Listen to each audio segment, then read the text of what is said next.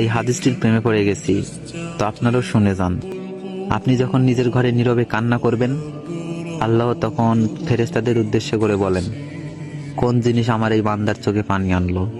ফেরেশতাগণ বলেন, আপনার বান্দা সুখে নেই, আপনার বান্দা অনেকদিন হাসেনি।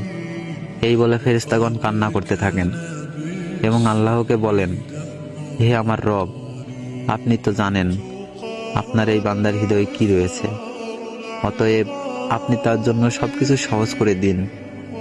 আল্লাহ বলেন, আমার এই বান্দা এমন কিছু জীবন থেকে হারিয়ে ফেলেছে যে সে অধিক ভালোবেসেছিল। অতএব আল্লাহ বলেন, আমি শপথ করছি, আমার বান্দা যা তার জীবন থেকে হারিয়েছে তার চেয়ে উত্তম জিনিস আমি তাকে এনে দিব, যা দেখে দুনিয়া ও আখিরাতে সবাই বিস্মিত হবে।